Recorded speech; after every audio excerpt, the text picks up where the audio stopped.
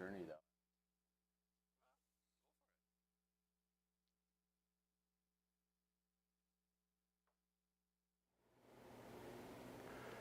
Good morning, Hallmark. Welcome to another episode of the Remax Hallmark Live Fire Chat. Today I'm blessed to have two amazing individuals be our guests at our show. Nick Bailey, president of the Remax LLC, and Christopher Alexander, our own Canadian young entrepreneur, president of the Remax Canada. Hey, why don't I get the young piece? Well, you can get the young piece piece too. He's young too, absolutely. Definitely, he's a lot younger than me. Gentlemen, thank you very much for coming. Thanks for having us. Thank you.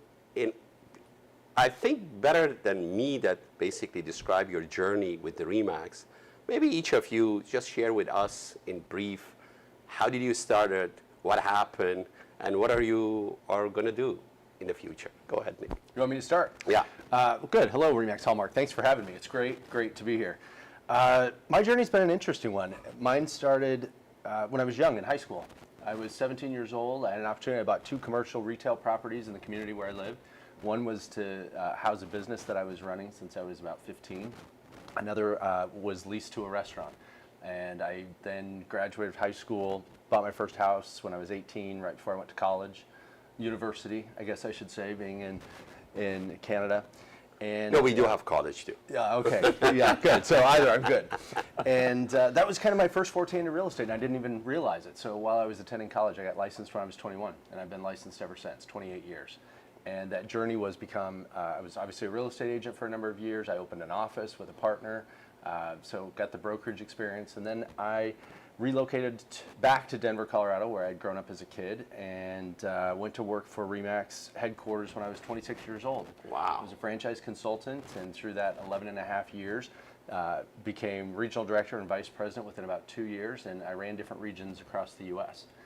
And from there, left Remax for 7 years and moved into the technology side. A company called Market Leader. They did agent websites and lead generation. That was acquired by Trulia. Some people might know that name. Yeah. And then the combined company was acquired shortly thereafter by Zillow Group. And so I was an executive with Zillow for 5 years. Great experience working on the tech and the consumer side, using to bring that experience back to Remax. And then I was recruited just after that 5-year stint with Zillow Group to be the president and CEO of C21. Did that for a couple of years. They were based in New Jersey. I lived in Denver. That was a long commute to the office, and realized that Colorado was home.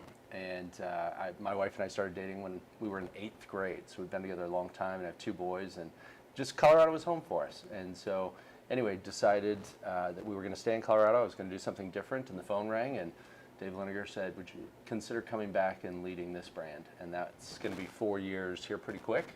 Wow. Coming back and being president and CEO. So it's been a cool journey. What a journey. What a journey.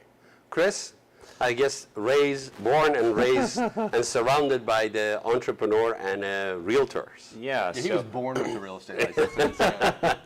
So my grandfather was a founder of Remax in Canada, and my parents owned a Remax franchise for many, many years. My sister has taken that over now.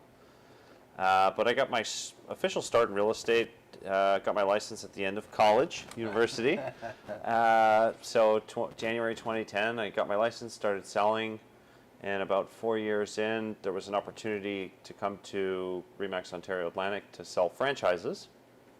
And that's where I really hit my stride and found my passion for the business, the industry, and found a lot of success in franchise sales. And you hired away my predecessor, or my previous boss, which opened the door for me to step into a regional director role. And it just started to build. And my mom was the previous CEO of the company. She was wanting to do less and less, putting more on my plate, started getting involved in our U.S. regions. And about 2 years ago, Nick came and took us over. And we sold our North American regions to Remax Holdings. and I was fortunate enough to get an opportunity from you to lead Canada, and it's been an honor, a privilege, and we've got an incredible team here, both on the Canadian side and the U.S. side. The resources are incredible, and it's been a real privilege to lead. And this you brand. practiced real estate too. You sold real estate too at some point. I did, yeah. So I did that for about 4.5 years. Beautiful. Beautiful. I also have to say, that we're just so lucky to have Chris as the president of Remax Canada. I mean, to be able to do, this was the largest acquisition in the 50-year company history. When the Canada and the U.S. operations that his family had built came on board. And so to be able to have a next generation that knows the business, knows the people, this is a relationship-driven business, and a young guy with a lot of energy and happens to be pretty smart too. And so we couldn't have asked for a better. I do agree with you. We watched Christopher through the Integra's era and how he moved up the ladder, and he had significant challenges, and his luck, COVID hit, and he really had to deal during the COVID with many of the brokers, many of the agents. Kudos to you. We are very proud of you. My ear is still hot from all the phone calls. From me or Ken? From everybody. So let's dive into market share. It's very interesting. I notice in U.S., the market share of Remax compared to Canada is not as significant as in Canadian market, but the agent productivity is still Remax, even in U.S., leads. What do you see the difference of these really variation of the market share in the U.S. comparing it to Canada? I guess this question from the both of you. Sure. I love how you start right out of the gate of bragging about Canada over the U.S., right? Well, first, we are proud Canadians. Yeah, I know. Well, here's what I know is as many similarities as there are between the two countries, there's some differences as well. And that was something that we kept at the forefront of us coming together and working more closely together, is we have to recognize where there are similarities and where there are differences. I'll tell you, I think it comes down to two things. One is the leadership of an ownership like yourself and across the entire country that have been dedicated to not only growing the brand, but helping agents grow their business. I mean, that's the name of the game. And so when you look across the U.S., it's obviously a much larger footprint. There's a lot more fragmentation. We don't have quite as much government influence and regulation, and I think that plays into the ability for startups to come in and disrupt a little more maybe than Canada, not to a huge degree, but in some degree. And we have pockets across the U.S. where we have similar market share to Canada. We have some areas that might be a little higher, but overall, as a country, I was just looking at it last Friday, and you're at, overall as an entire country, 28.08% market share. The next closest competitor is significantly lower, as you know. But there are pockets, even though that's just average across the entire country, there are pockets that are 40, 50% in Canada. And to me, it just speaks volumes on the professionalism of the agents because they're the ones that have grown the market share. It's their market share, not ours. Beautiful. Chris, what's your take on the market share? Well, the landscape's completely different on both sides of the border. Canada is a much more united industry, and we were talking about this last night. We love kind of monopolies in this country. You look at the two biggest telecom companies, Rogers and Bell. Walmart's kind of the only game in town in Canada for that large big box store. You've got Canadian Tire that's kind of in that mix. Coming up. Carved out their own niche, and that's really applied well in real estate. I mean, there's really only two big brands in Canada, us and somebody else, which you guys probably all know. But also the makeup of the brokerage owner on both sides of the border are totally different. So on average in Canada, our office size is about 30 agents. In the U.S., it's what, like 3 or 4? Not Remax, just industry-wide. Oh, industry-wide is about 7. Yeah. Wow. And Remax is between 15 to 17. So yeah, it's even smaller on average. So it's a different industry in that regard. You've got a lot of mom and pop stores. And even in the Integra days, our market share was much smaller in our U.S. regions than it was in Canada. And it's just that the makeup of the industry is different. A little bit of the regulation is different. Yeah, a lot more independence. Nobody's got really more than 12% market share nationally. So it's fair to say, I guess, the Canadian No one market has more is than 10. Yeah, It's there you fair go. to say that the Canadian market is quite protected for our agents. So it's, Well, and market share is one of the strongest things. I mean, you combine that with brand name awareness for the consumer. When they see yard signs are all Remax, and the advertising and all of those things contribute, I always say, why would you ever be with number 2, 3, 5, 8 if you could be with number 1? Because it's really about the consumers and what they see. And so you've got a major, major home court advantage in Canada because of those two things. I 100% agree with you. So Nick, this question is for you. I promised my audience that I will be unscripted dialogue and discussion. I promised them that I'm going to hit you hard. So, you know, I'm shocked. not on the I'm shocked at not on the that. personal level. So I firmly believe everything is started with the leadership. I constantly share this with our network that the vision, the growth, everything starts from the top. Everything that happened at Hallmark, if it fails, first I look at our actions. So with the constant demand of the digital platform, with the constant demand of the consumer's experience, what's your vision, what's your goal, and what's your plan is how you're going to leverage the digital platform and bring those tools to the next generation of the realtor that they really are demanding for it, and also even consumers are demanding for it? Yeah, love the question. And speaking of technology, I think I'm the only one here at the table with a piece of technology sitting in front of them. That should give you one indication of my vision. No, but on a serious note, okay, here's obviously my experience in working for tech companies and portals in the US. Here's what I believe. Technology will not replace the real estate agent, but a real estate agent that does not adopt tech will get replaced. Okay. And so I think those are two very important ways of looking at technology. When you look at the past 10 years, what is in your minds, and I love asking audiences this, what's the number one tech that has impacted our business in the last 10 years? Have you guys heard me talk about this? I won't spoil it. Go for it. E-signature.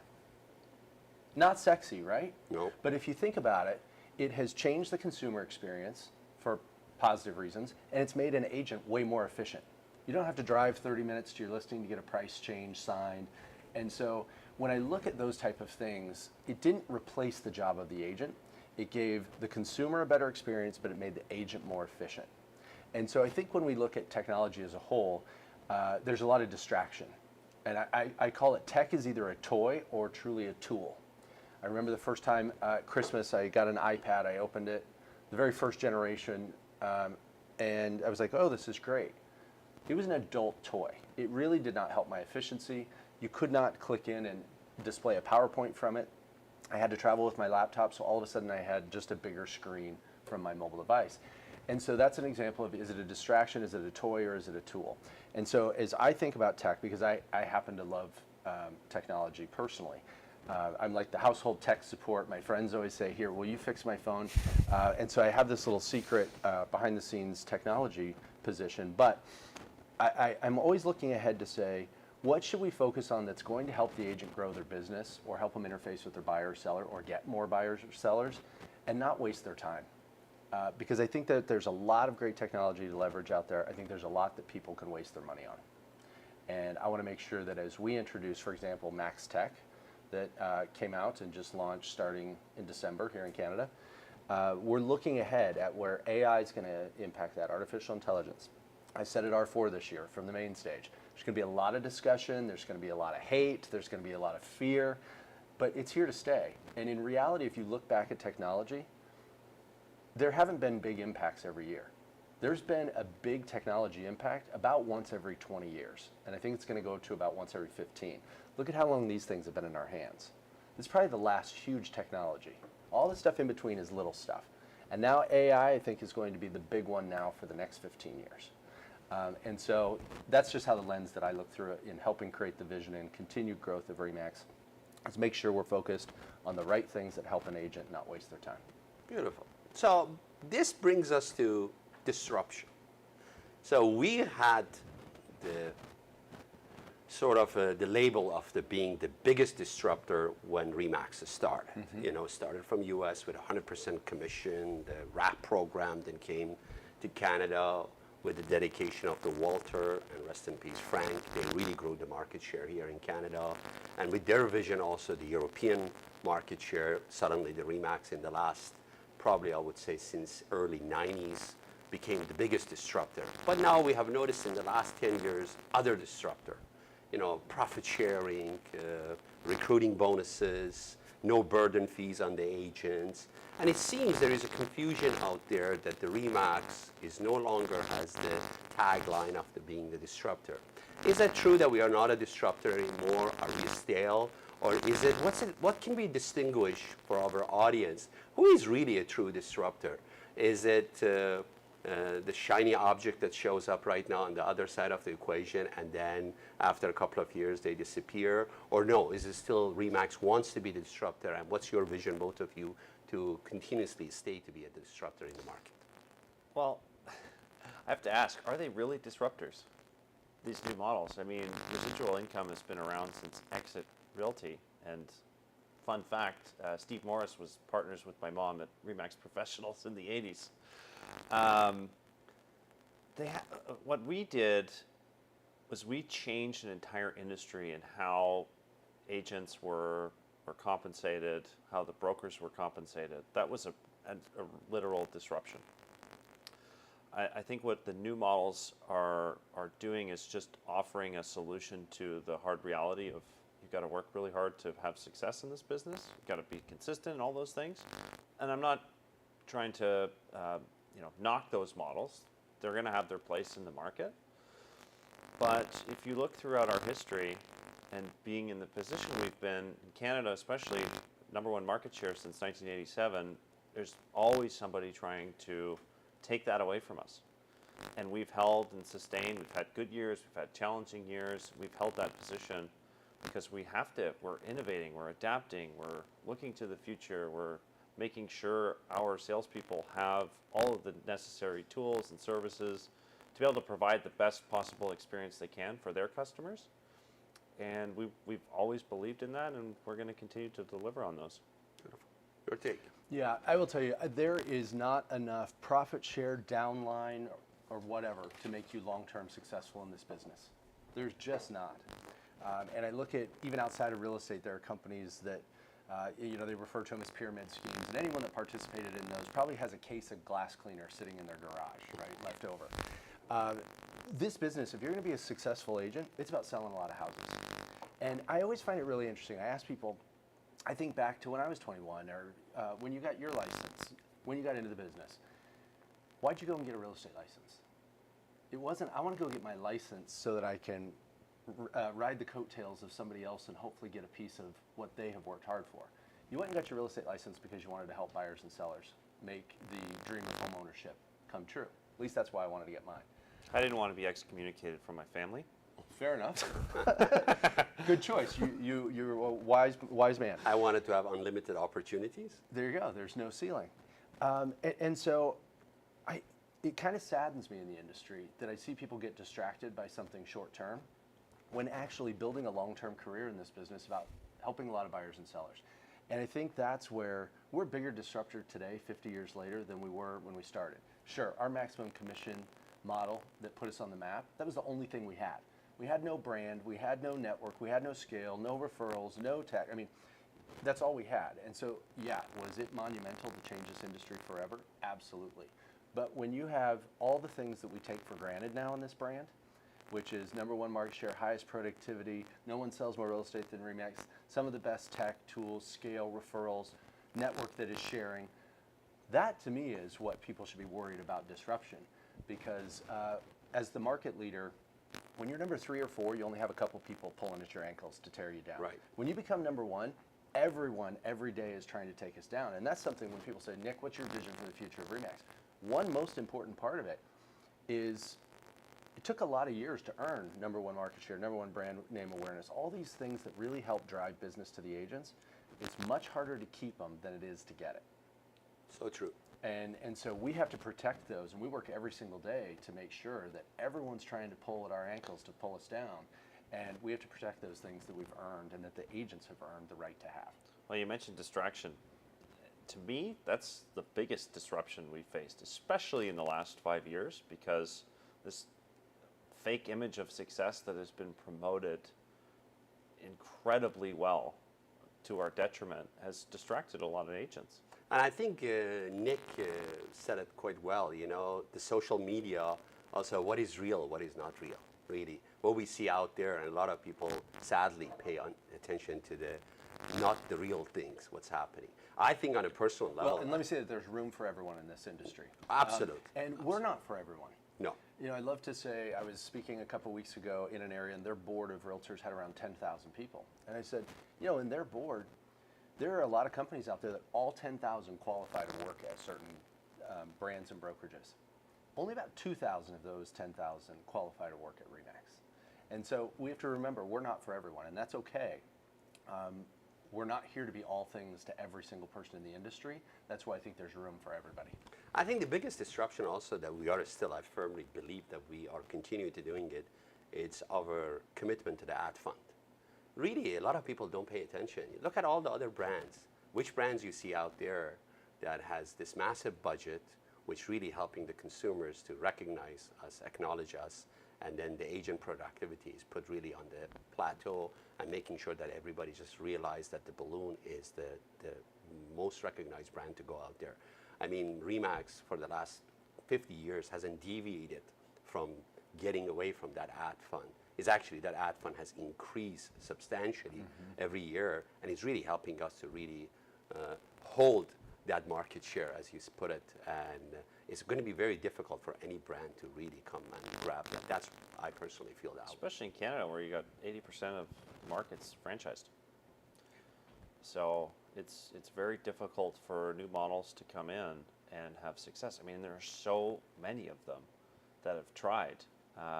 It's just a different playing field up here. It's going to be a journey. And let me say, I'm glad you brought that up because I think it's one of the biggest competitive advantages that we have. When you look at the Canada and the U.S. combined, it's a $90 million advertising budget. Wow. That's serious dollars. And then when you break it down on a per agent basis, it's pennies. And so, you know, we're very proud of our market position, but I also believe that we can't take it for granted either. We've got a lot of good competitors that are constantly challenging us, and I think that's good. It keeps us on our toes and keeps us moving and innovating. But the interesting thing is when I look at the Great Recession that took place, and obviously I'm more familiar with the U.S. in that time, that most of the competitors advertising and marketing, and it, by the way, when markets start to go down, and a lot of agents have felt that even here in Canada in the last 6-9 months, what was happening with the market? They start cutting back their marketing dollars. It's the first thing they cut. And that's why we try to develop the tools. So marketing's expensive. You should be able to leverage the scale of the brand, use the marketing tools that are out there so you don't have to cut back. Going back to when you first got your license, what's the first thing you spent money on? Marketing. You bought signs and business cards and set up websites and digital presence to say to the whole world that you knew, I'm in real estate. And so I find it fascinating that someone that can have 20 years experience, the market starts to get a little questionable in terms of what's going to happen. Are we in a contraction? And both countries have gone through that in the last few quarters. And then people start pulling back from their marketing budget. Well, when you start looking at competitors, we didn't have to stop spending as a brand because if the market goes up by 20%, if it goes down by 20%, our marketing budget stays fairly consistent. And I will tell you, you know, I've been with the competition, so I've been working against Remax and I've been with Remax. And I always tell people, by the way, do not underestimate the power of the advertising fund because no other company has it. And it does not fluctuate like the others do because they follow market conditions exactly. And when they do, then they start even cutting more. And so I truly believe that that is one of the #1 competitive advantages that we don't talk about enough. Talking about the competition, you work for competition. Yeah. So, and you said you are a technology guy. Yeah. So Zillow. You know, I know in U.S. our, you know, Remax broker owner partners, sometimes they had a hard time with the Zillow. Sometimes they perceived it as a good tool. Some they hated it. Zillow tried to come to Canada and approach Remax, approach us. And I know because I was with them in the planning of that. Exactly.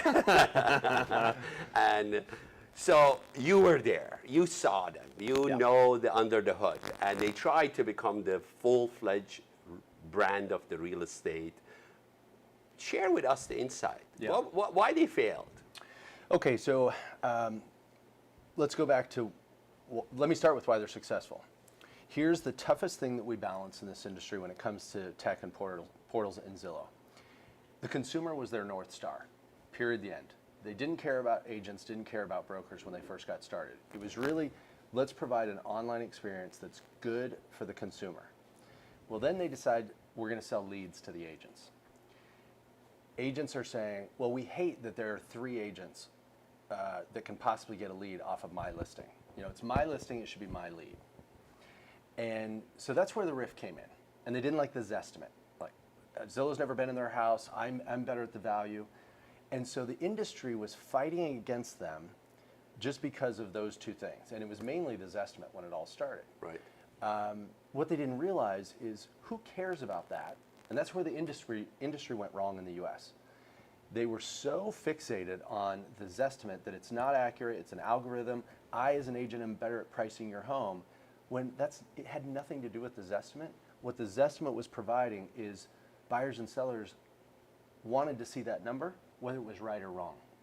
And so the industry was so upset about the accuracy of it that while they were focusing on that, they were moving tens of millions of eyeballs from their websites over to theirs. And so when I look at Canada, and I've counseled for the last few years several people in Canada about their effort to come here and have a similar type of business model. And we have to make sure that when we have public-facing websites, whether it's your brokerage site, whether it's an agent website, it can't be about you. And we as agents, guilty your honor, I'm still an agent, right? We do websites, it's all about me. I've got that strong picture standing like this. I can sell your home, right? We all have it. Guess what? The buyers and sellers don't care. They want to see the value of homes and the data and the schools and all the information. And so I think that that's an opportunity that we have in Canada that we've experienced in the US is for those forward-facing buyer-seller tools, make sure that you only have your buyer-seller hat on. Not the agent hat of, I only want my picture next to my listing. At some point that will matter once the consumer decides to engage. But at the point at what they just want to see beautiful pictures and what's sold and what's for sale, we've got to deliver to the consumer. So we got to focus on the consumer's experience. Absolutely. And as you do that, you'll keep the traffic and the eyeballs, which means then you will get the leads. And that's where the US messed up with Zillow. Now, the other thing, knowing that they want to come to Canada, here was the business model. Newsflash, breaking news right here. They wanted to come under the vein of saying, hey, why don't you just give us your feed and we'll put the listings That's what exactly tried to do on with us. Zillow.com. Yeah. And the leads will go back to you because they can't deliver them to somewhere in the US. Well, they can't do it without Remax, without the market share. Then once they got the market share of the majority of the data feeds, then they prop up Zillow.ca and put the Premier Agent business model from the US on it and totally reverse what they had originally pitched. Yeah. And that's where you'd start to see the conflict happen. And so I think we're well past that. And I think people are realizing that they're not going to impact this market in the same way as the US because of the learnings we've had.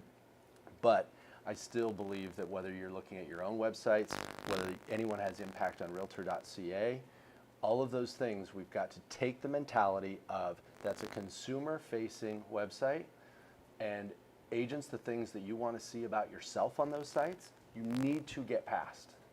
Because the more you are in conflict with what the consumer wants, the consumer will go somewhere else to a website that they do want to see. And we've got to keep that top of mind if we don't want to lose that. Anything you would like to add to that? Well, just to build on the whole consumer piece, the most successful companies in the last decade, Apple, Amazon, Netflix, Walmart, they're all about the customer and the consumer. And that's a big shift. There was a huge discussion at T3 at the end of April about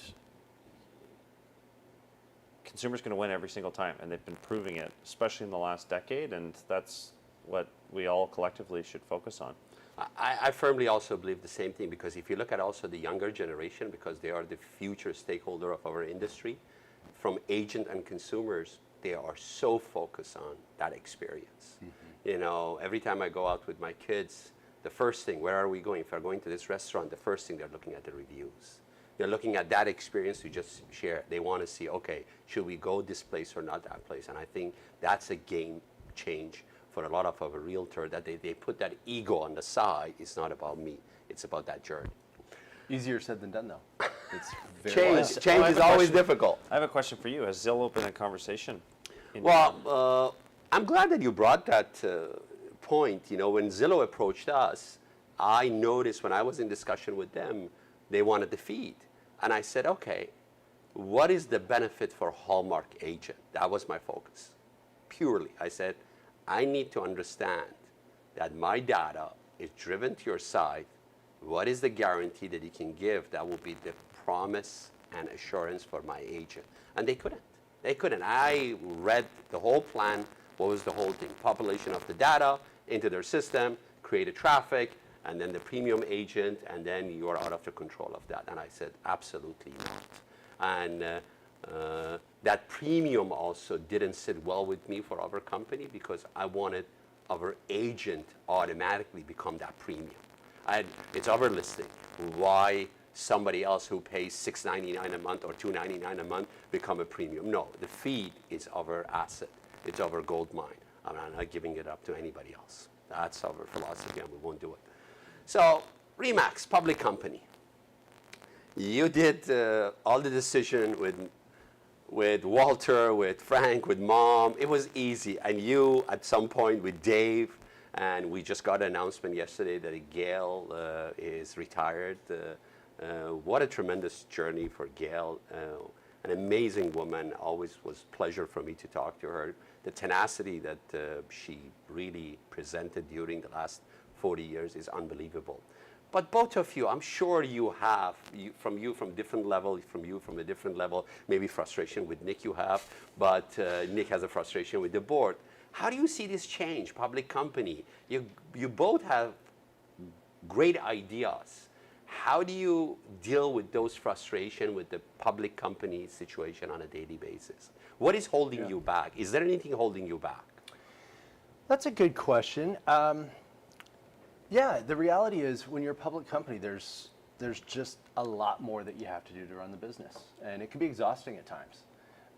And yes, you're dealing with Wall Street and analysts and investors, and your finance department has to be twice the size for the amount of regulation. We have to follow certain rules that can sometimes, when it comes to working with broker owners or agents, or how it impacts the rate of change that we can do. All of those are impacts. But at the same time, there are a lot of advantages to being public, because it opens up funding.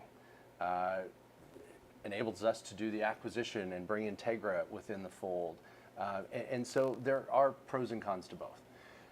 But I will say there's been some great examples, like MaxTech last year was a great example. We had acquired some technology assets that most people are familiar with, Bouge. It never launched here.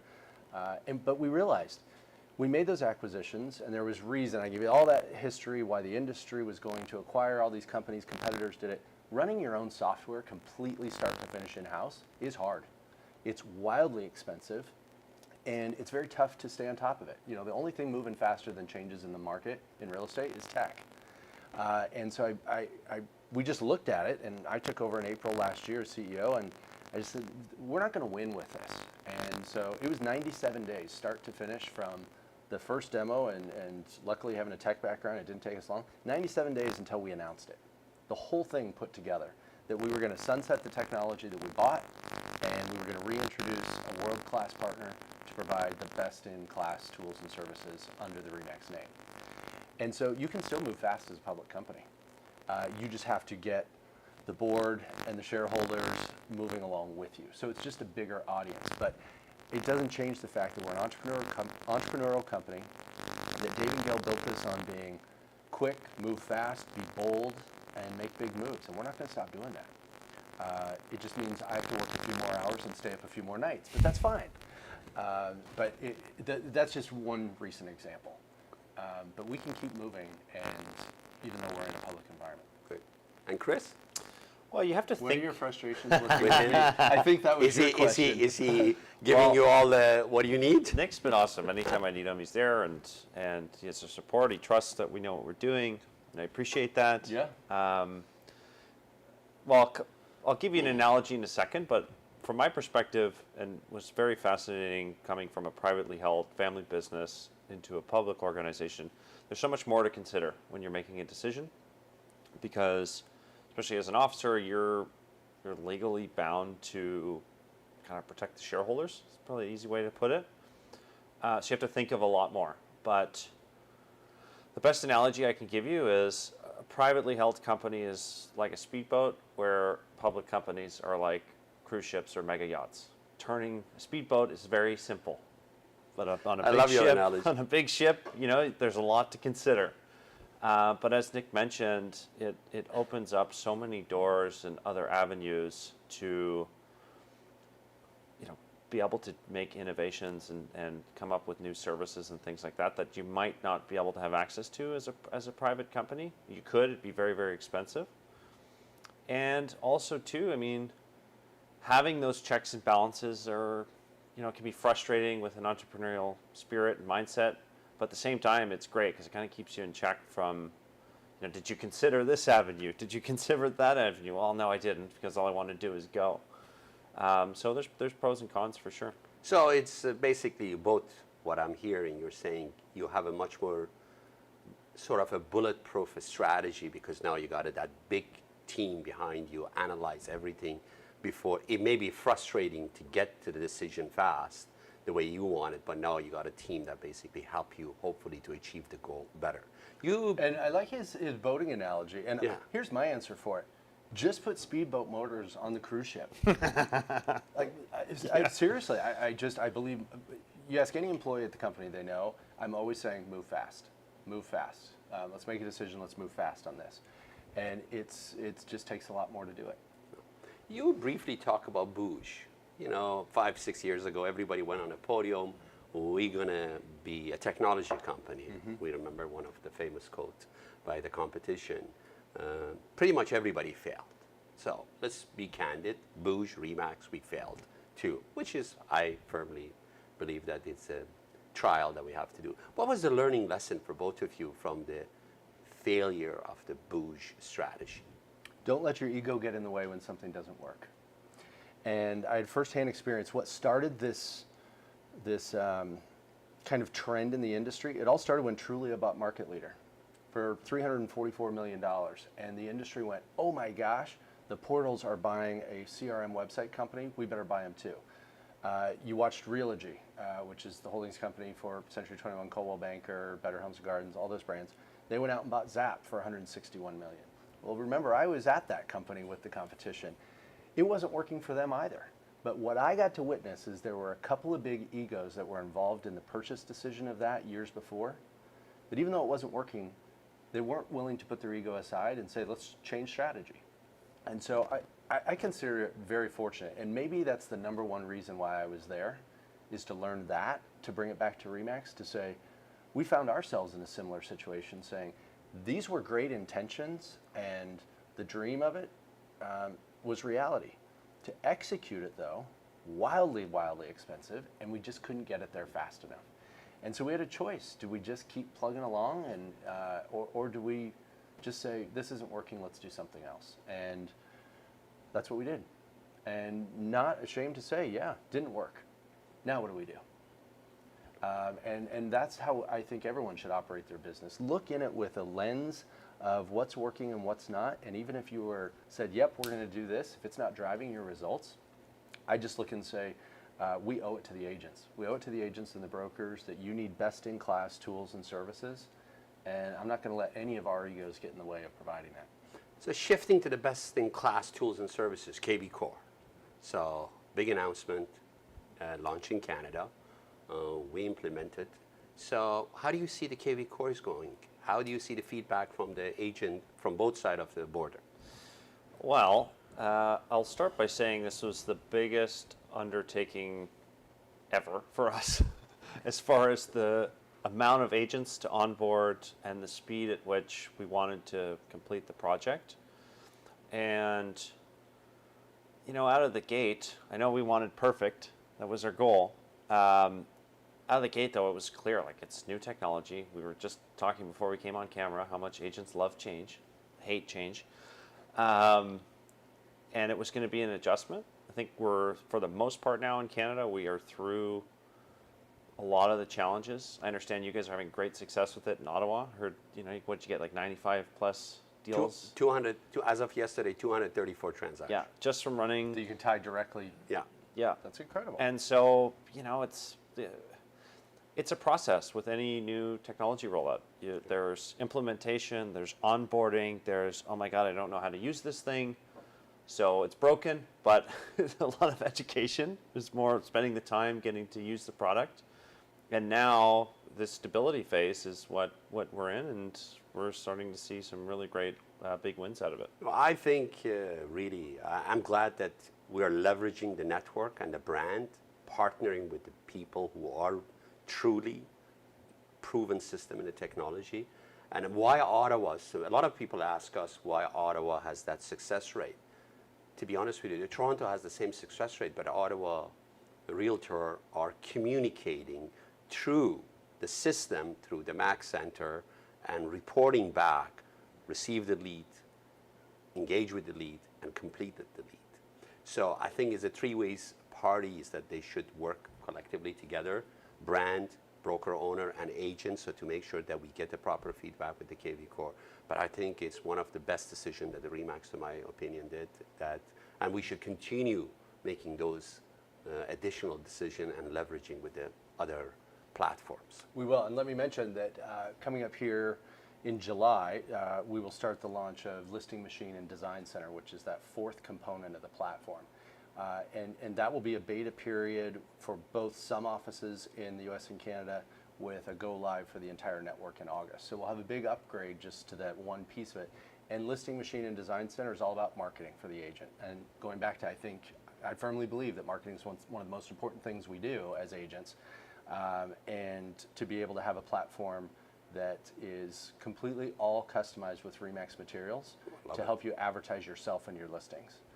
And so that's an example of, we can spend just a few months completely redesigning with KV Core a Listing Machine Design Center platform that would have taken us years to do on our own.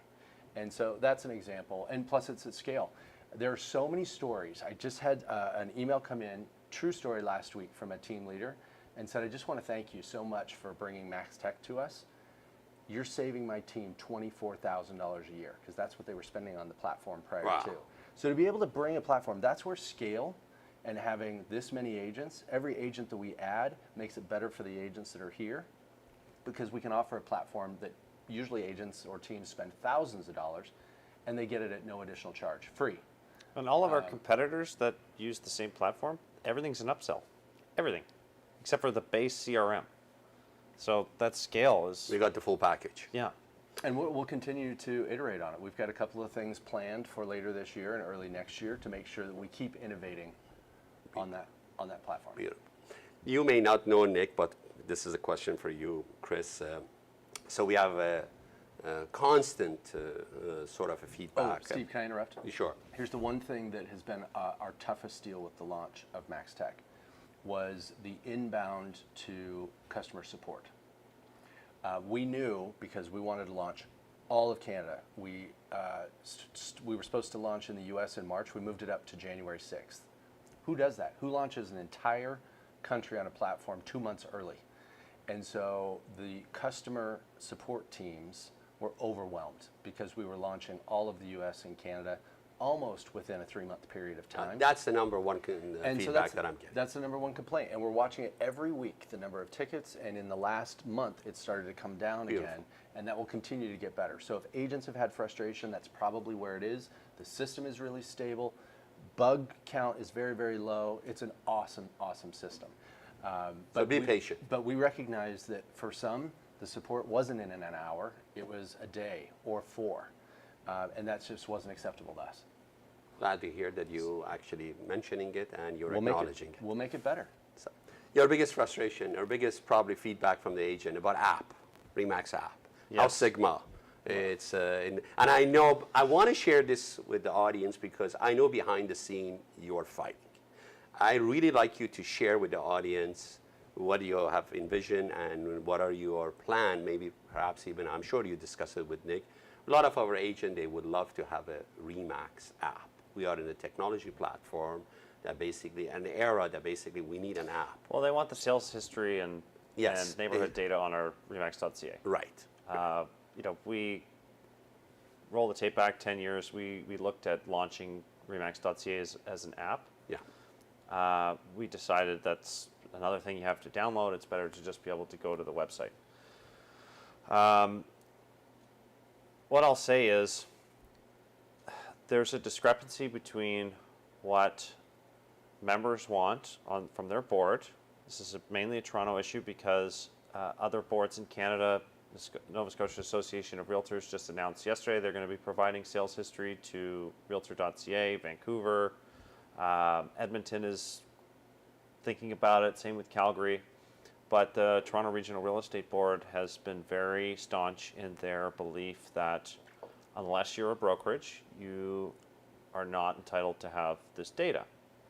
And so it's allowed platforms like House Sigma to exploit that. And they've built an incredible website. It's very frustrating when my friends ask me every day, like, how come you're not doing this? I check it every morning to see what's sold in my neighborhood and what the prices are. And sadly, we can't. And so if I encourage you, if you're a TREP member, write to the board. Ask them to provide franchisors the same data they're providing to sites like House Sigma so that the playing field can be level. Yeah. Well, we went through the same challenge in the US, and it didn't come down to do you have an app or not. It came down to the accurate data behind it to power the app. And that's what we're dealing with here in Canada. And if the data's not there and they can't grant the license, the app isn't going to work anyway. And so we'll get there. I believe we'll get there as we continue to have pressure on some of these organizations to say, it's not the MLS's or the Board of Realtors data, it's the agents and the brokers. You listed the house, you sold it, you gave them the pictures, the description, all the information. You should be able to get that back and use it how you'd like through your system or your brand. And I think it'll take a little time to get there, but it depends on which board. Well, I firmly believe that, yes, you have exhausted all the avenue. I think the message is for the audience. You need to get engaged. It's a red tape of the politics in our industry, and the data belongs to the practitioners, and the practitioners should have the right of it to use it. Doesn't matter if it goes through the Remax.ca website or even other brands in the industry. So We just want a level playing field. Exactly. That's really all we're asking for. And the Remax.ca website is not our website. It's your agent's website. And so we believe that if it's their data and it's their website, collectively as a brand, we should be able to put it there. Younger generation, future stars, social media, Instagram, their expectation, their needs, their entitlement. What's your both visions is, why I said the word entitlement, because I'm glad you looked at him when you no. said that, by the way. Let's just clear that up. Well, he's a part of the younger generation for sure, which we are glad the president of the Canadian division is at least is a part of the younger generation. And what's your vision for that? You know, because this group is constantly wants the next move. Well, it's very exciting to watch some of the innovations on how they connect with consumers. But what I see, and I've been concerned for some time, is this projecting this image of success that's not real. That seems to have really caught up a lot of people in the younger generation. And it's easy to look at an agent, they go to other people's listings, they project it like it's their own. A lot of them haven't sold much. I'm thinking of a couple of organizations that are recently in Canada and expanding. They're promoting themselves as the luxury outfit to work with, but I'm seeing their agents posting really low price point listings that aren't luxury.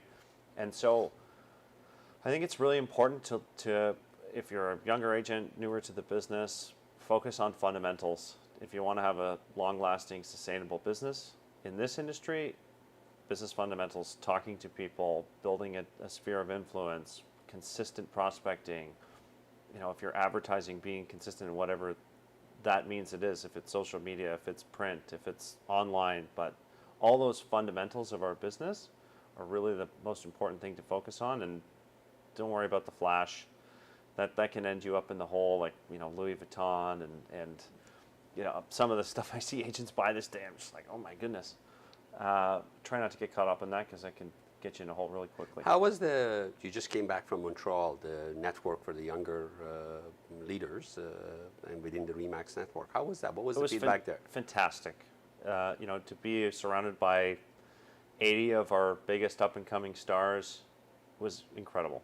Just the drive, the passion, what's always been so fascinating to me being around this network for so long is the like-mindedness of the Remax agent, and it's passed on to generation to generation to generation. All the people that were in Montreal are focused on their business. They look at this as a business and a career, not just a hobby.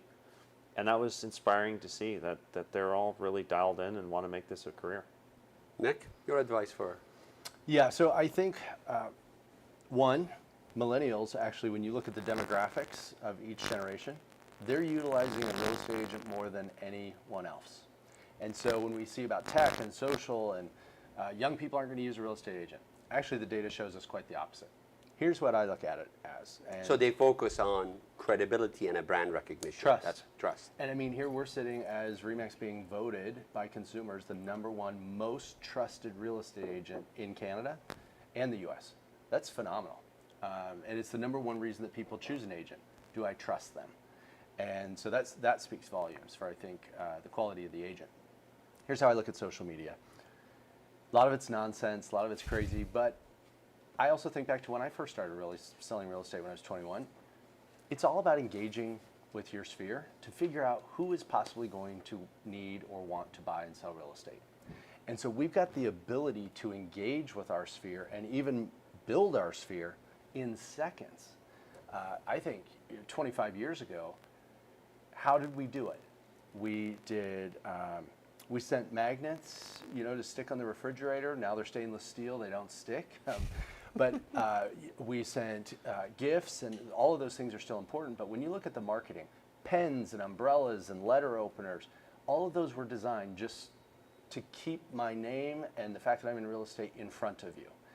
And I think if we use those same fundamental principles on things that are social media, it's just an opportunity to stay in front of your sphere, because top producers will tell you that over 90% of their business is from repeats and referrals. And so I tell people, don't get caught up into social media too far. Just step back for a minute and say, I can use this in a matter of seconds or minutes to engage with people that I already know, and maybe encourage a few people that I don't know to start joining my sphere. It's no different than what I did 25 years ago. It's just applying it through a different medium. So focus, your message is basically focus on the activity that create result for you. And consumers want a more personalized experience today than they ever had Authenticity. before. They want transparency. That's what they want. So younger generation, big phenomenon for the last probably 10, 15 years, teams. What's the Remax take on teams? What's the Remax takes on what do you see the teams are? Some people have this notion out there that a team, they're going to dominate and take over the industry, and the individual agent, they will not be successful. Is that true? No, it's not. There's been a rise of teams, and they certainly have created a lot of efficiency. I mean, it's all about scaling your business. You get to a point, no matter how efficient you are as an individual, if you still want to continue to grow your business, you might need some help. And Dave and Gail Linegar started teams. Dave was one of the first people decades ago to stand up and say, you need to focus on money-making activities, which means be in front of someone that wants to buy or sell every single day. You've got to make the postcards, enter the information to the MLS, you've got to get the car washed, pick up your dry cleaning. All of those things are required to do your business, but all those ancillary things are not money-making activities. Hire someone as an assistant to do all of those things that aren't money-making activities. And it's why even in a corporate world, we have people that help us. Thank God. Moving me around travel-wise is a monumental task on its own. Well, if I spent all that time doing it, I couldn't help drive the vision of the company. Same thing happens at the individual agent level. And so that's where you see that even an individual with an assistant can double their production. They don't have to be a big team. But then I think when you start getting into buyers, assistants, or listing specialists, you can even grow that larger and just create efficiencies to grow your business. So there's definitely room for both. We are all in on teams like we have been for 50 years.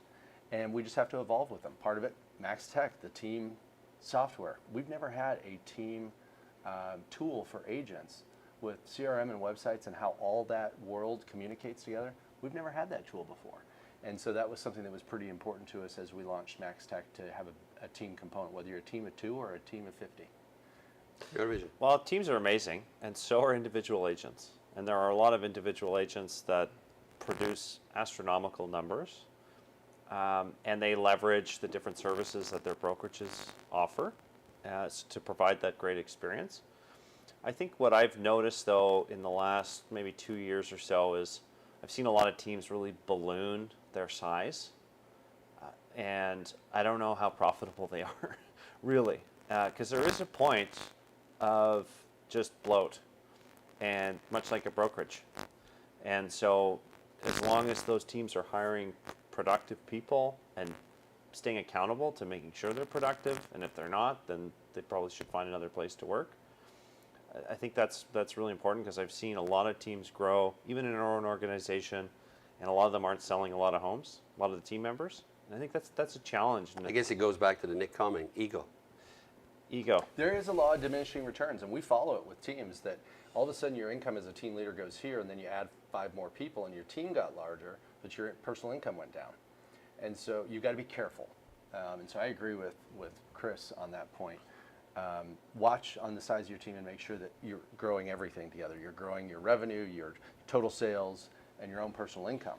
They all need to go together, and that's how you continue to build a great team. We talk about it in a lot of business, so a few more questions, and then we'll go to the audience for Q&A. So you guys have a full schedule. Like you guys are not 5 days a week. I know Chris, you for sure. He's only you 4. are set. No, he's definitely 7 days a week. He will respond to at least text over the weekend. What's your advice for creating that balance of the personal life and business to our audience? Because I feel that all of us, we are caught in that fast lane, and there is a burnout and there is crashes. So how you maintain that stability? You want to go first? Sure. We work all the time. It's not a 9-to-5 job. You're on the road a ton, late nights, a lot of entertaining, meetings on weekends, things like that. I try to be very disciplined. When I do take time off, I actually take time off. And am I totally disciplined to it? No, there's been times where I've been on holiday and my wife wants to kill me.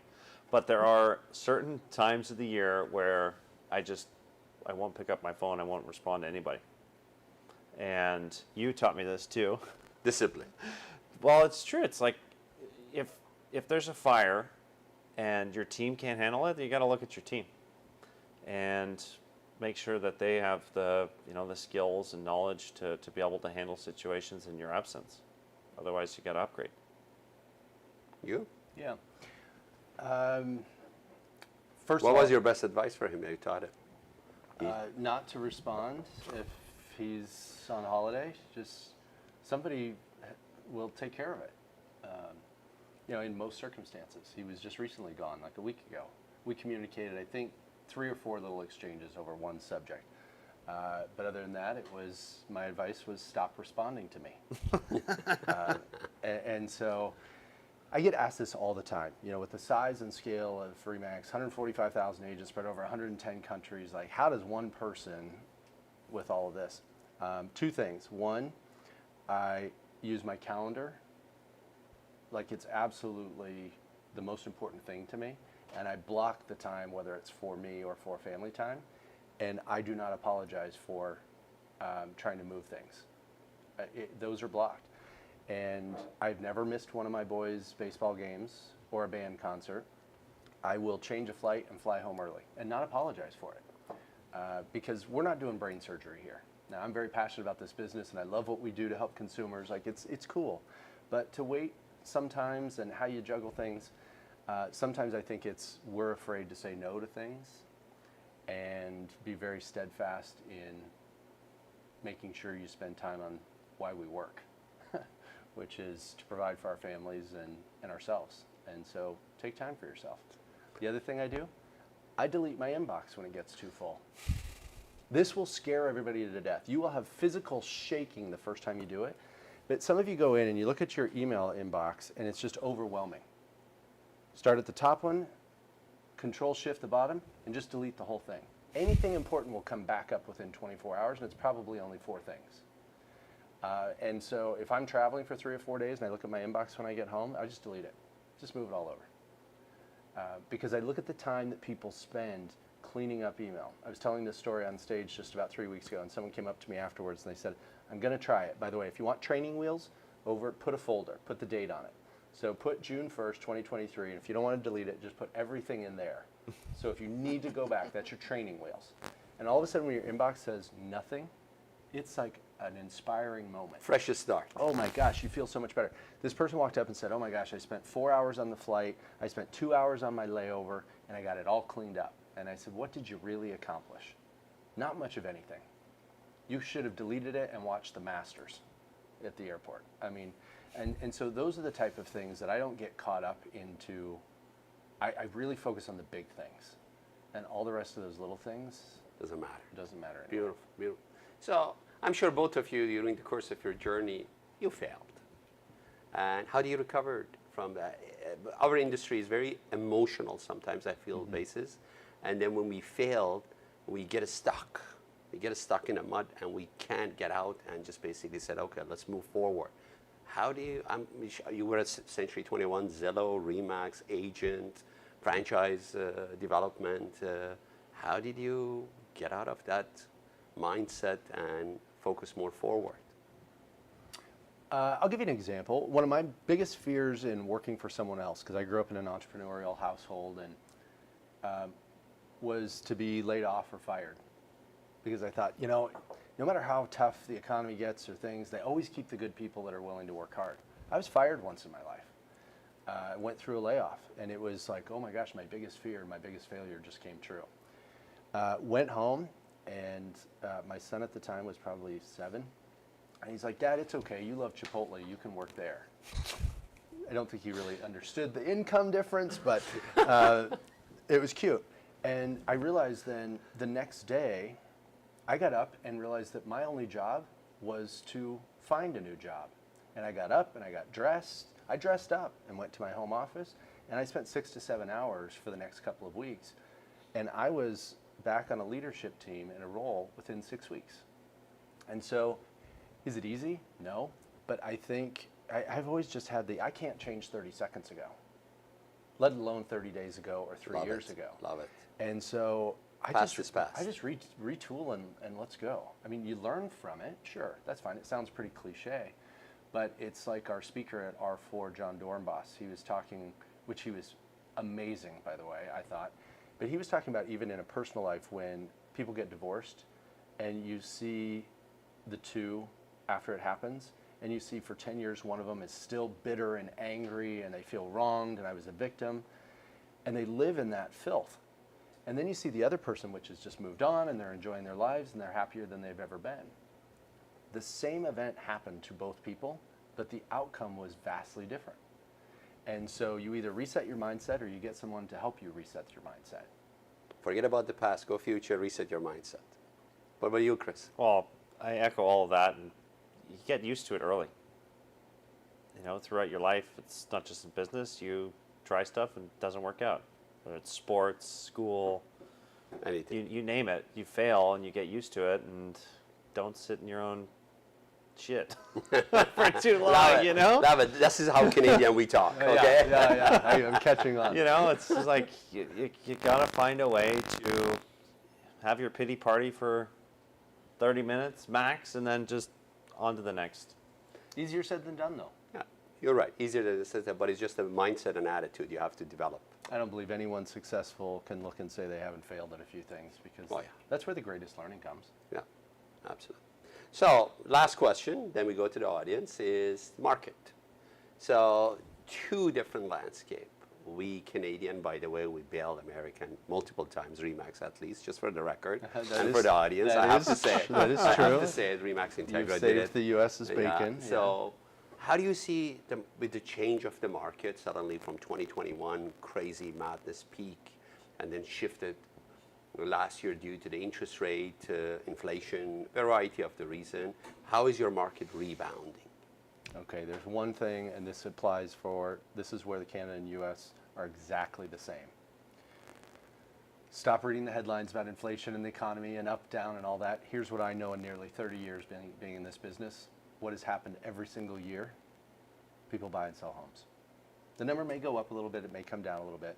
So it's not the question of whether people are going to need housing. The question is what agents are going to help them do it.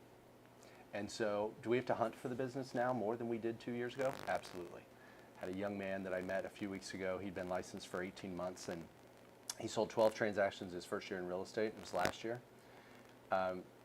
Guess how many he's sold year to date this year? 0. And so the question was, well, where did your business come from last year? He said, well, it just came from everywhere, right? Let's admit it. We were a little bit order takers, that it was just, Absolutely. the phone was ringing. Correct. And it doesn't mean that people aren't going to buy and sell. We have to go back out and say, are you interested in buying and selling? Or by the way, do you know anyone interested in buying or selling? We have to go back to those. So we have to adjust that, that interaction with our student. And so I see people could just get caught up when the market changes, contracts, but here's what I know is true. Like you look at the immigration, we were just talking about it on the ride over. It has gone through the roof in Canada. You're short housing units. You can't build them fast enough. We've got the same issue in the US. There's incredible demand. Generations are bigger than they have been. You're adding immigration on top of it. And I really believe that we've got a really good, strong market for the next 5 to 10 years, that we are going to have a huge demand for housing. That's going to go up and down, but that's where Remax agents know how to adapt. They've got the more experience, they've been through downturns, upturns, and we just have to focus on consumers and who wants to buy and sell, and we'll be fine. You travel across Canada, different provinces, different broker owner, different agent. How do you see the pulse of the market overall? Well, generally speaking, since late March, things have really accelerated in a big way. Ever since Bank of Canada said we're not going to touch rates. Bond yields went up in a big way over the last week. Probably may get an increase next week. But as Nick mentioned, the base market fundamentals and the sheer demand for housing in this country is going to carry us through.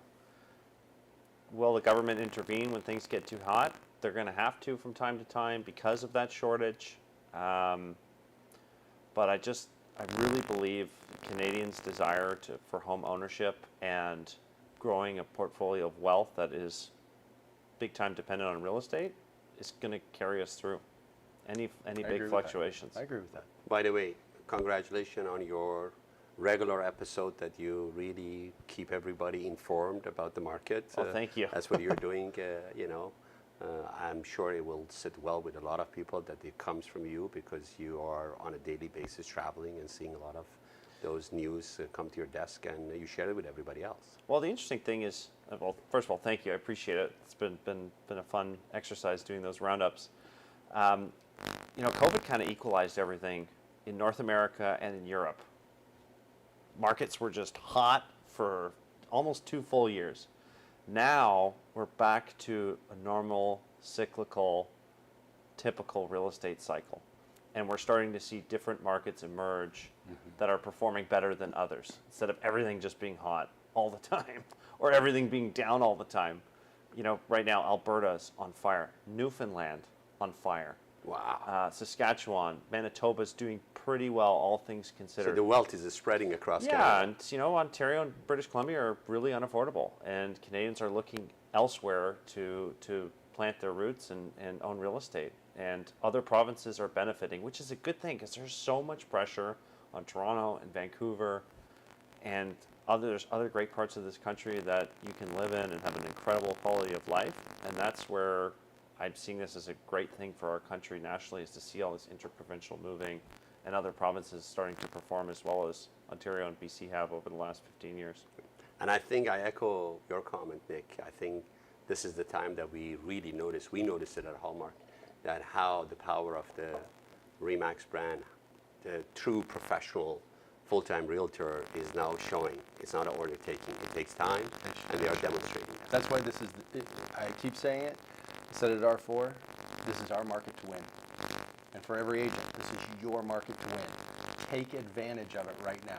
Don't wait till next year and say, gosh, I should have done X, Y, Z last year. Yeah. While the market was changing, don't get nervous and back up and get invisible. Get loud, get your marketing going, and this is yours to win. Well, and the great news is we are winning in a big way. Our market share is growing. We're getting all kinds of agents that left coming back.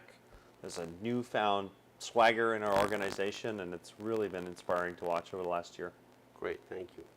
So we're going back to the audience. I know probably Shant is telling me we were over time, but I didn't want to miss the opportunity with Chris and Nick. So Shant, to you, share any question that from the audience. Thanks, Steve. Well, considering Nick is here, I think time is not important at this point. Wow. First question comes from the Tulip team from Ottawa. They say, what would you say is the key to daily focus for agents? What's the best way to have an inner fire every day? It's for You you. want me to go first? Yeah.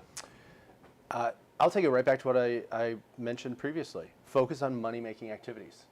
And I look at some of the most successful agents. They block time for prospecting because the roller coaster syndrome is one of the worst things that can happen to an agent. And guilty, Your Honor, when I sold real estate, all of a sudden I had 5 deals under contract, and then I managed those deals to get them to closing, and all of a sudden I looked 30 days ahead and I had 0.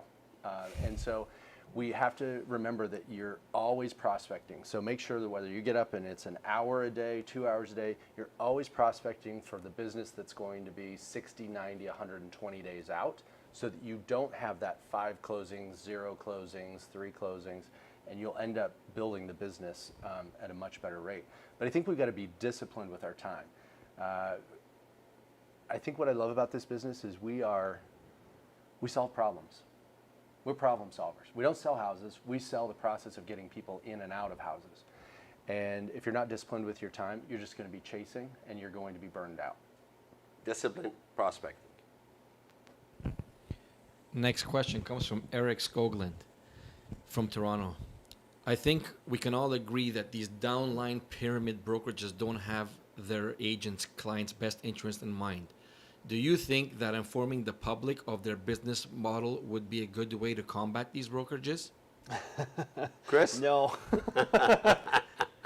I mean, thank you for the question, Eric.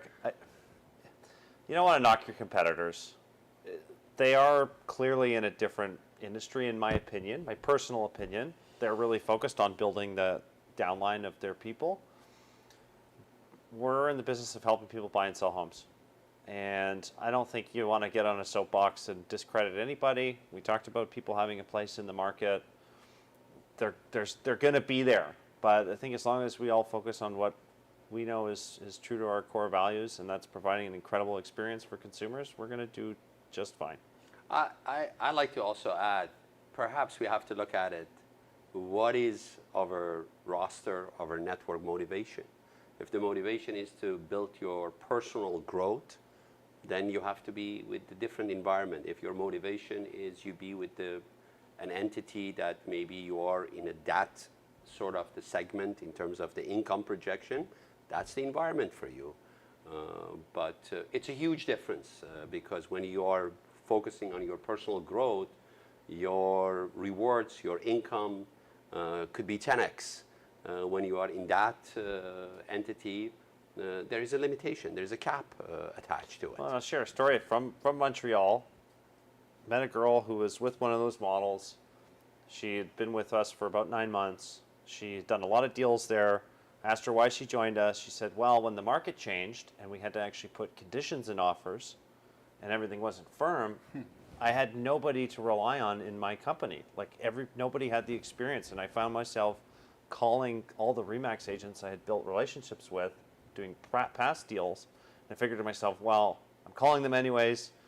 They seem to know what they're doing. They have the experience. I might as well join them.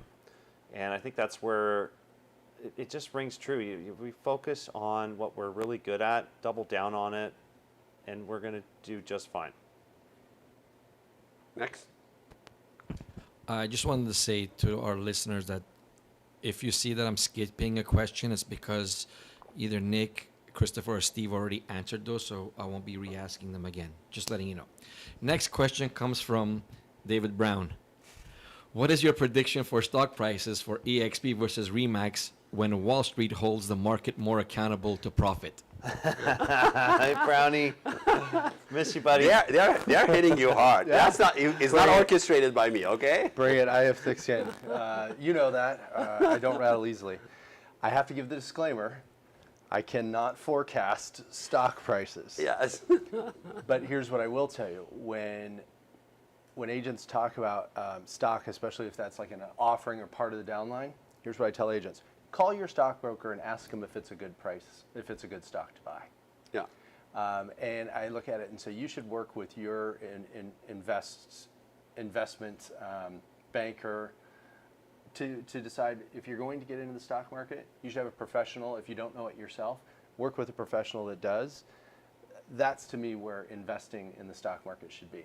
Now, I can say this, as far as Remax, yeah, Wall Street has looked at, because the contraction within the real estate market, that not as many investors are interested right now.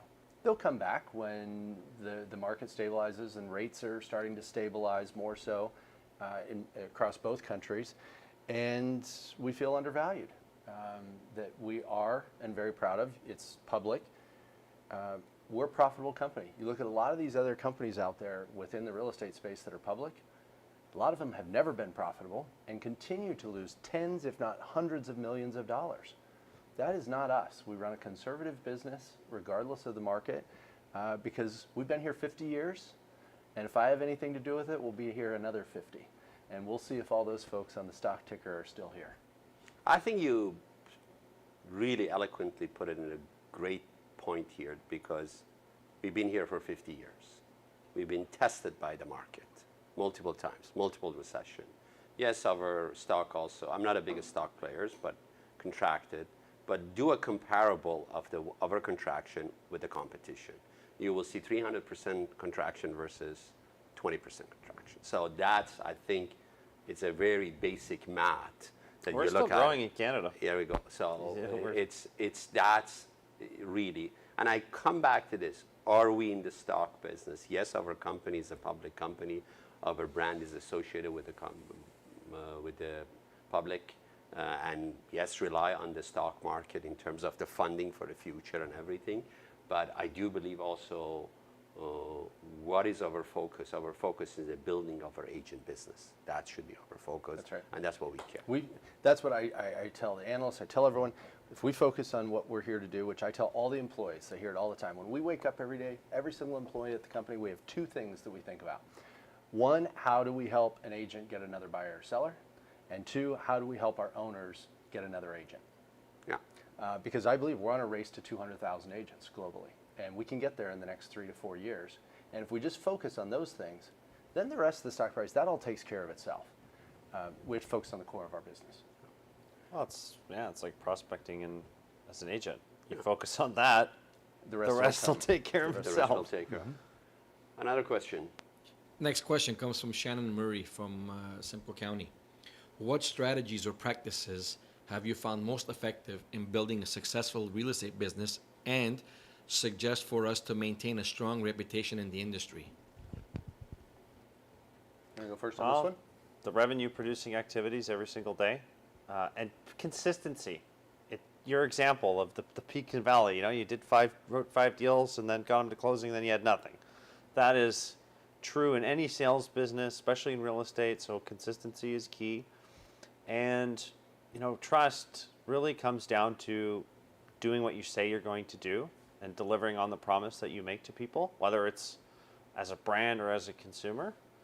And we have been committed to that as an organization since day one. And that's never going to change, at least not since we're around. And, it's everything to us. And trust is such an important part of consumers' psychological makeup when they make buying and selling decisions in all industries. I mean, think about, you mentioned restaurant reviews. People have a bad meal, they're going to talk about it. So it's so critically important for all of us to, especially our organization, to deliver on the promises we make and do the things we say we're going to do. Let me give it a little different twist from kind of what we've been talking about. Think of your business, clients are transactional. And we are as agents, we're short-time thinkers. We get one $10,000 commission check on that person because they're transactional. Fans are lifetime. Love it. Love it the way you put it. And so you have to create an experience where you're not creating your clients. They should be your fans, because whether you're a fan of a sports team, I mean, I'm staying at the Marriott, right? The Blue Jays plays last night. Lots of fans. They come back no matter what, whether they're winning or whether they're losing. Sorry they lost last night, but whether they're winning or they're losing, those are fans. And let me give you one. I just watched a speaker yesterday on the flight out, and it was a TED Talk, 13 minutes. Owns one of the #1 restaurants in New York. And he was talking about how he creates experiences for unregrettable type of service. And he used real estate as an example. And he talked about his own personal buying and selling. We've got to be present and very aware at all times. He said, why do real estate agents, when you go to closing, you end up with that same nice bottle of champagne in the refrigerator, and they barely toss the keys on the kitchen table or the island? If they were aware and listening, when they walked through the house, his wife said, oh my gosh, look at this beautiful like dining area. I could do my yoga there every morning with the sunshine. And they bought this home. Well, shouldn't the closing gift be a brand new yoga mat with, you know, some sitting in that area and say, enjoy yoga in the nook? And don't just send a bottle of champagne and say thank you. And so that's where I say consumers want a personalized experience. I saw a speaker that said the 3 most powerful words when it comes to reviews, when it comes to this experience, is you wouldn't believe. The 3 most powerful.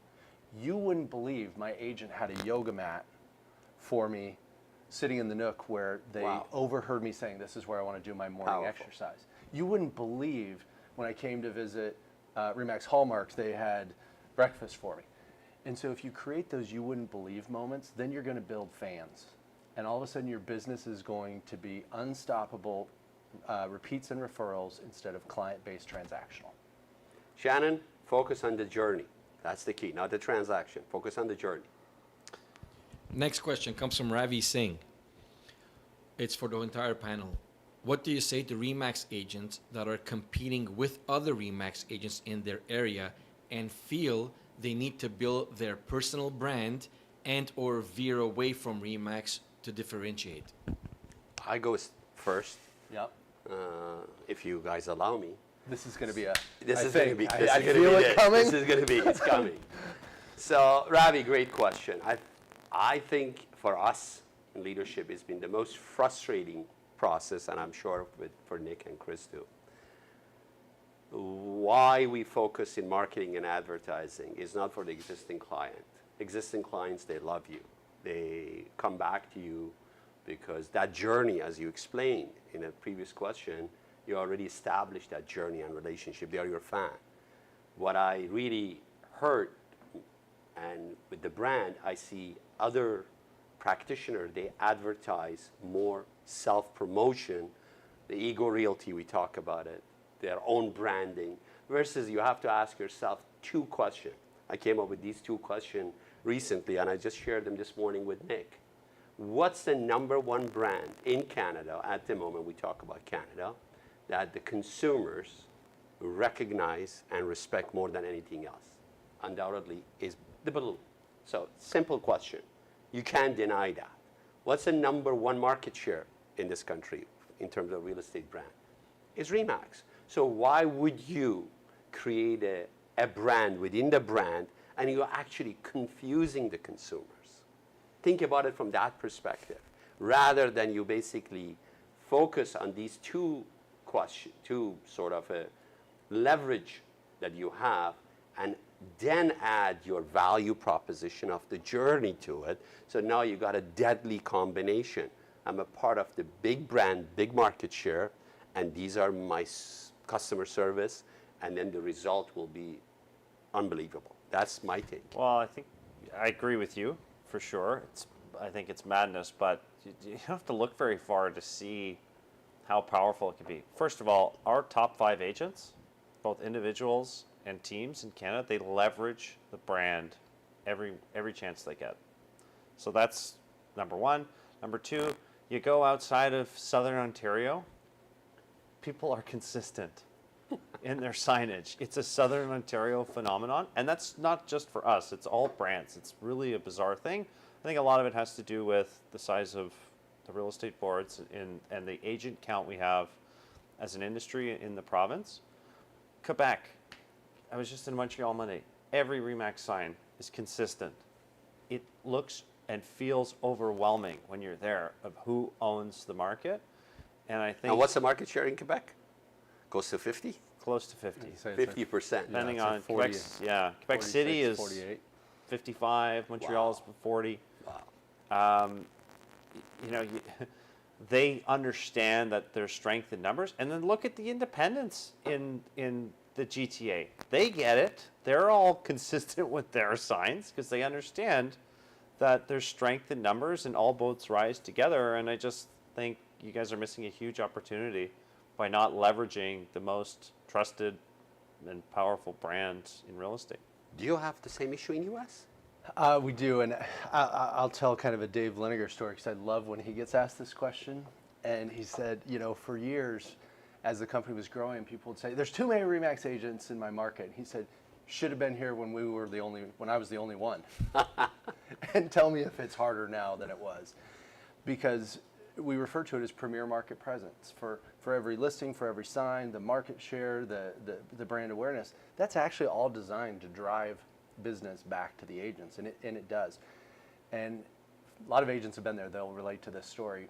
Being in someone's home and trying to get the listing, and they don't have brand name awareness, and you spend a lot of time explaining who your company is. Why not be able to take that objection away? Because just walking in and having this right here, they already know and trust your company. Now it's tell me about you. So specifically on the question, I think you can have both. I think you build your own personal brand within your farming area, but you take the 900-pound gorilla with you to help you build that. So the two go hand in hand. It's not just about your brand. It's not just about Remax. It's the two together as an individual agent or team that becomes so powerful. But then I will tell people, don't become a mystery agent. Why be an agent when you've got this power of brand name awareness? Would you not have a pin or a name tag on everywhere you go? I can't tell you how many stories I've seen people standing in the grocery store line and have a pin on and someone say, "Oh, you're in real estate."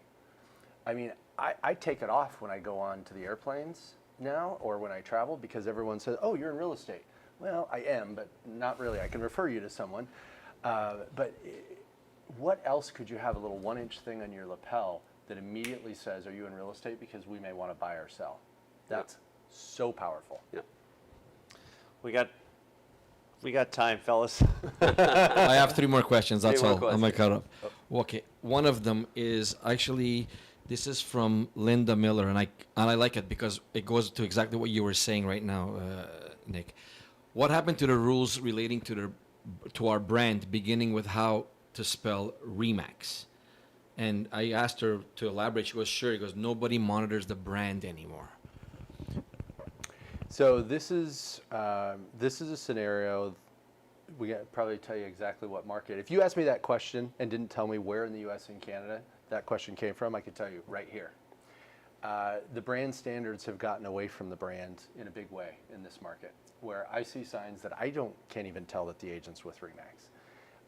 And ironically, we are addressing this. And in fact, I saw just some new yard sign samples 2 weeks ago that our marketing department is looking at to help say, where are we within Canada and especially Ontario to say, how do we dial this in to get better consistency? But that's where we need everyone's help in it, whether you're an agent, whether you're an owner, and we may be bringing some kind of newer, updated solutions to the signage. Don't hold me to it. These are just in the very early stages that I think may help with that. But it's tough. One that I got, someone took the balloon and then they turned it into a puppet. The balloon had arms, legs, and eyes, and they were very upset that we didn't approve it. Think of all major brands that we recognize. You mentioned some of them between Apple and just name it, Walmart, Target, anywhere you go. If it looked different everywhere you went, there'd be no consistency and no brand name awareness. When we get consistent with it, that's what drives business back. So it's important. I think that other thing, Linda, that we can help each other and our own colleague really not to be shy to share our feedback and comment with those that basically really are deviating from the brand. Historically in the industry, we've been really shy to talk about that. We let it go, and sadly we are in this some sort of chaos, but I think it's not late. If we do with the continuous education, with the continuous maybe reintroducing some innovating way of keeping the brand, hopefully we'll get back to where we were supposed to be. Okay, so second to last question comes from Dave Hunt. I'm guessing this is for Nick and Christopher mostly. Can you please comment on some strategies and that are available to brokerages and agents that Remax would stand behind to support community events, sponsorships, and brand ambassadorship? And he goes saying $900 million a year marketing budget for North America. How much would be allocated for community sponsorship branding? 90 million, not 900, right? No, 90. 90 million, yes, okay. Do you want to start on that one? Sure. I mean, we don't do any real direct sponsorships outside of, they got to be national. It's a national ad fund. There are different markets in Western Canada that have community-specific funds that agents pay into. I think it would be great to do in certain markets in the East, but all of our marketing dollars are predominantly nationally focused, which allows us to provide a consistent story from coast to coast. I'll add the community involvement. We had to decide years ago, because as Remax grew, and we still get tapped daily from, there are so many great organizations out there with great causes, whether it be heart disease or Alzheimer's or breast cancer. I mean, there's just hundreds of them. And the one that's important to people is always the one that's maybe impacted them the most personally. And so that's why we made a decision 31 years ago to partner with Children's Miracle Network, at least on that side of it, because it had the biggest impact on most people. And so that's where we put a stake in the ground and said that's going to be our community involvement. And then I think when you take local community events, that's where I see agents that go to like their community soccer young people, and they buy the soccer balls for the league, and they make them Remax soccer balls with their name on them and with the brand name on them. So I think it's all a trickle down. But the money, when I talk about that 90 million, all the dollars are allocated based on the number of agents within a DMA or a designated market area. And so we don't transfer those funds. So we would never take the funds that are for the agents in this market and spend it in Western Canada. It's all spent within the local area, and we don't cross funds between the countries either. Beautiful. Last question. Actually, I like this one. That's why I kept it at the end. It's for all three of you, okay? The question is, if you could go back in time and give yourself as an agent the most important piece of advice with what you know now, what would you say? Nick? You want me to go first? Yeah. I'm going to go last. You go first. No. Because I have two things I want to say. You go first. You go first. Well,